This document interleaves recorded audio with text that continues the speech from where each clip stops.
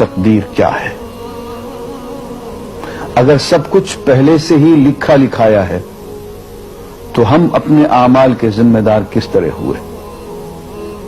پھر اعمال کی جزا و سزا کیسی؟ پھر جنت و دوزخ کے کیا معنی؟ وضاحت فرمائے۔ بھئی سچی بات یہ ہے کہ اس سوال نے ایک عرصے تک مجھے بھی ستائے رکھا، اور میں سوچتا رہا کہ اگر واقعی اللہ تعالیٰ نے پہلے سے ہی سب کچھ لکھ دیا ہے کہ میں اتنے بج کر اتنے منٹ میں بیٹھ کے یہاں پہ ایک لیکچر دوں گا، یہ تقریر کروں گا، اتنے بج کر اتنے منٹ میں نماز پڑھوں گا، اتنے بج کے اتنے منٹ میں فلاں کو گالی دوں گا، فلاں کو تھپڑ ماروں گا، یہ پہلے سے ایک میرا شیڈول مرتب ہے اللہ کے ہاں، لکھا لکھایا پروگرام چھپا چھپایا موجود ہے، میرا کیا قصور؟ تو لکھنے والے کا قصور ہے؟ بات تو خطرناک ہے نا، بات تو خطرناک ہے نا۔ تقدیر کیا ہے؟ عربی میں اس کے لیے ایک لفظ لکھا جاتا ہے دینی کتابوں میں، علم اللہ السابق، اللہ کا علم جو پہلے سے اسے حاصل ہے۔ اللہ کو معلوم ہے کہ آج میں اتنے بج کر اتنے منٹ پہ اپنی مرضی سے، اپنے ارادے سے، اپنی آزادی فکر اور آزادی عمل پہ، عمل سے کام لیتے ہوئے یہ کام کروں گا۔ اب بھائی کام تو میں اپنی مرضی سے کر رہا ہوں، اپنی آزادی سے، اپنے ارادے سے کر رہا ہوں، لیکن اتنی سی بات تو مانو کہ اللہ تعالیٰ علام الغیوب ہے، علیم بذات الصدور ہے۔ مجھے اپنے بارے میں پتہ نہیں ہے کہ کل 10:10 پہ میں کیا کروں گا، اس کو پتا ہے۔ مجھے اپنے بارے میں پتہ نہیں ہے کہ میں 10 سال کے بعد کہاں ہوں گا، کیا کر رہا ہوں گا، فلاں بج کے فلاں منٹ، اس کو پتا ہے۔ اس کو میرے آزادانہ، خود مختارانہ، فری ول کے ساتھ کیے ہوئے اعمال کا پتا ہے کہ میں اپنی مرضی سے، اپنے فری ول کے ساتھ، اپنے ارادے سے اتنے بج کر اتنے منٹ پہ کیا کروں گا۔ یہ اس نے اپنے ہاں لکھ رکھا ہے، اس لیے کہ اس کو پوری کائنات کا نظام چلانا ہے۔ اس کا علم جو ہے وہ صحیح ہے، لیکن اس کا علم میرے ارادے سے نہیں ٹکراتا ہے۔ یہ بات میں ایک مثال سے سمجھاؤں گا۔ میرے ساتھ ایک واقعہ پیش ہو گیا، اس دن مجھے تقدیر سمجھ میں آ گئی کہ ہوتی کیا ہے۔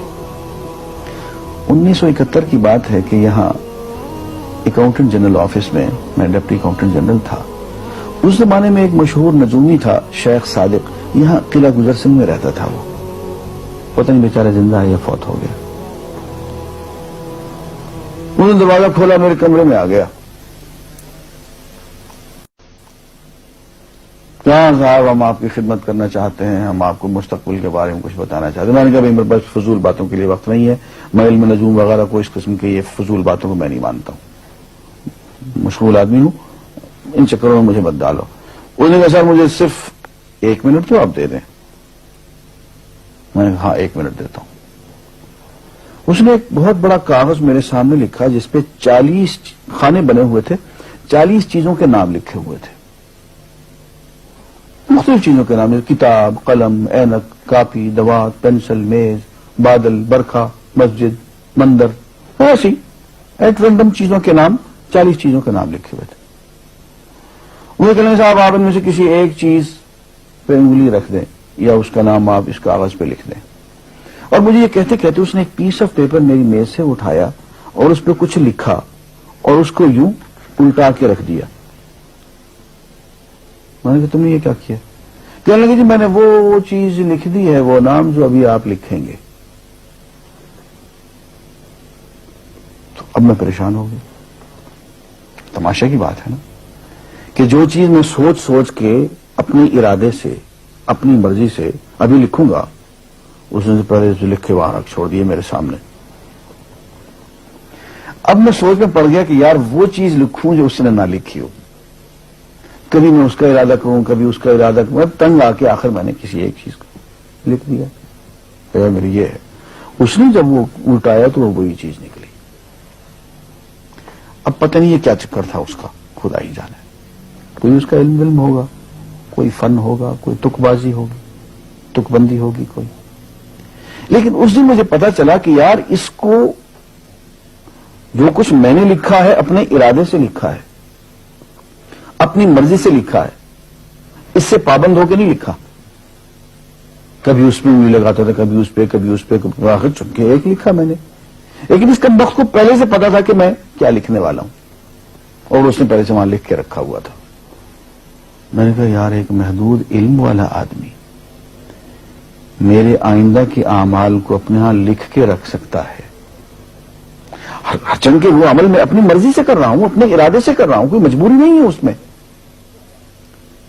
لیکن وہ میری مرضی والا عمل، میرے اپنے ارادے سے کیا ہوا عمل، پوری آزادی کے ساتھ کیا ہوا عمل، اس نے پہلے سے اپنے یہاں لکھ کے رکھا ہوا. یار اگر یہ انسان کر سکتا ہے تو رحمان کیوں نہیں کر سکتا؟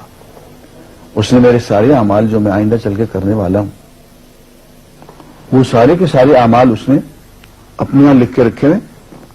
اس کو انتظام کرنا ہے، میرے رزق کا انتظام بھی کرنا ہے، آگے میری زندگی، میری موت میں، میری قبر میں اکوموڈیشن کا پتہ نہیں کہاں کا میرے اس نے انتظامات کرنے ہیں. تو میرے بارے میں اس نے سارا کا ڈیٹا کلیکٹ کر کے رکھا ہوا ہے اپنی انفارمیشن کے لیے کہ یہ اپنی مرضی سے کیا کیا کچھ کرے گا. تو اس کے لکھے ہوئے ہونے سے میری مرضی ختم نہیں ہوتی، میری ذمہ داری ختم نہیں ہوتی، میرا ارادہ، میری فری ول ختم نہیں ہوتی. یہی وجہ ہے کہ ہم جو اعمال کرتے ہیں اس میں سے اللہ تعالیٰ اس کی کچھ ذمہ داری ہم پہ ضرور ہوتی ہے. کچھ کام اللہ تعالیٰ کا ایک نظام ہے، اس میں شاید ہماری ذمہ داری نہ ہو، وہاں جبر ہو. لیکن کچھ اعمال ایسے ہیں جن میں خالصتاً ہمیں آزادی حاصل ہے، ہمیں اختیار حاصل ہے، ہم ان کے ذمہ دار ہیں، ہمیں ان پہ جزا ملے گی، ہمیں ان پہ سزا ملے گی، اللہ تعالیٰ بچائے. اور جزا ملے گی تو جنت ہوگی، سزا ملے گی تو دوزخ ہوگی. لیکن آزادی عمل اور ارادہ ضرور ہے. یہ الگ بات ہے کہ اللہ تعالیٰ کو پہلے سے ہی معلوم ہے کہ ہم اپنے ارادے سے اور اپنی آزادی اور اپنی مرضی سے ہم آج اور کل اور پرسوں اور سال بھر کے بعد اور 10-20 سال کے بعد ہم کیا کیا کریں گے اس کے ہاں لکھا ہوا ہے. وَعِندَهُ عِلْمُ الْكِتَابِ، اس کے ہاں سب کچھ لکھا ہوا ہے. لیکن ہم جو کرتے ہیں اپنے ارادے سے کرتے ہیں اور اس کے ذمہ دار ہیں. وآخر دعوانا الحمدللہ.